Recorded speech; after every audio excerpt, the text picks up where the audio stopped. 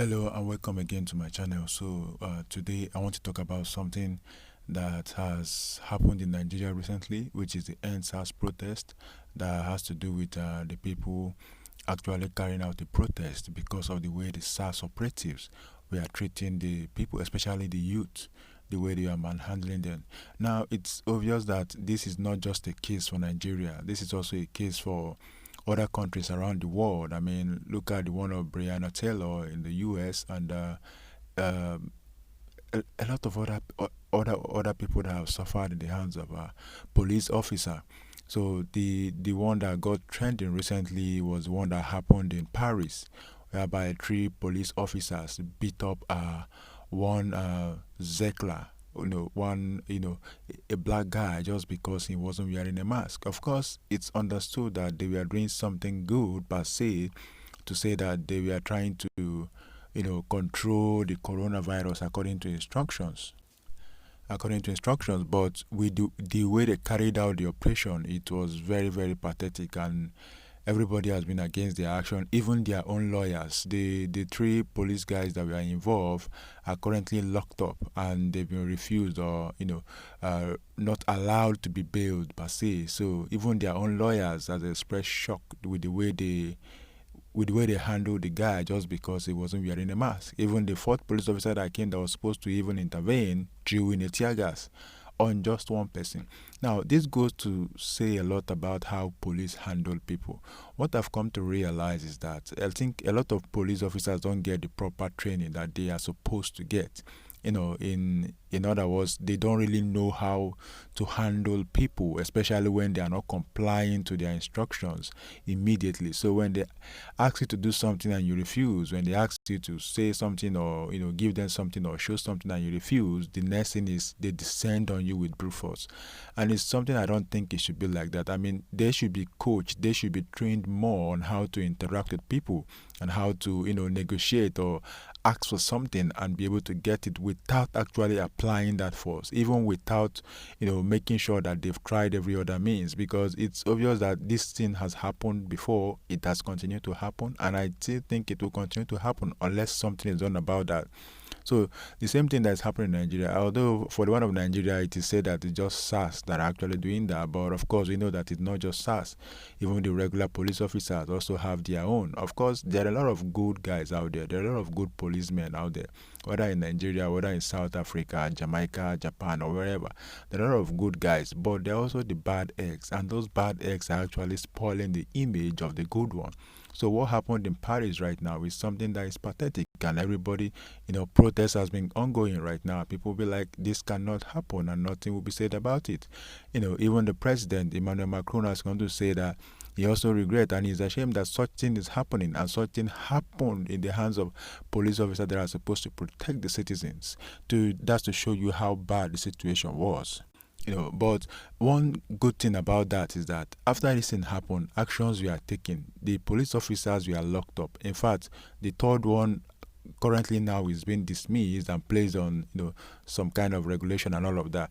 Those are the kind of actions that people expect to happen when those in authority or those that are supposed to protect others start misbehaving. But for the case of Nigeria, reverse is the case, and that is why, like, the NSAS protest actually happened, and it was difficult for it to be controlled because the policemen actually continue to do things that people are against, people don't like, and people are complaining about, and nothing is being done to them.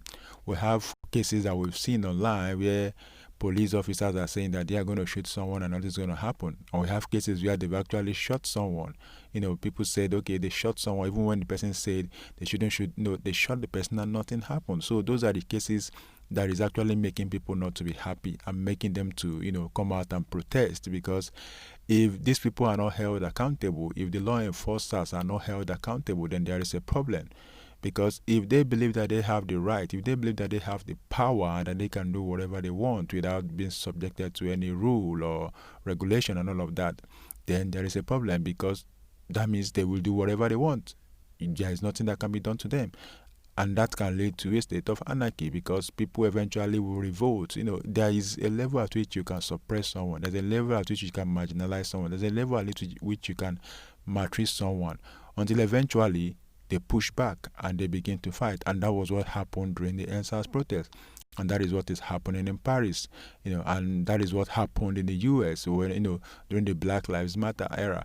These things have continued to happen and people are continuing to push back. So I think that the police force all over the world should actually retrain their personnel.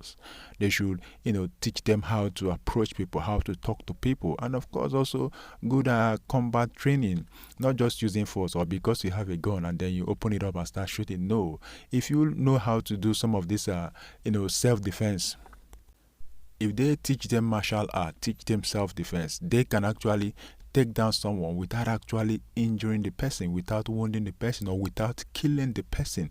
If they want to arrest you and you resist, there's a tactics in which they can maneuver and get you arrested, get you cuffed without actually getting you injured. These things are there, these trainings are there. Why are the police force not being trained? Why are the police personnel not being trained on these tactics? I think they should be trained. They should be trained and well trained so that these kind of things can be handled. When someone resists arrest, when someone tries to prove stubborn, they will know how to maneuver and get the person's hand and get it cuffed without actually doing anything dangerous to the person. These things are easy to learn. They're out there in martial art. They're out there, different kind of martial arts. They can teach them these things.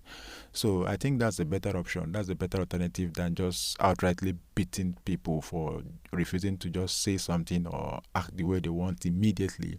While some people might actually want to explain something before they do. Of course, this doesn't mean that when you get stopped by a police, you shouldn't comply. No one is telling you to do that. You should definitely comply what the police want you to do.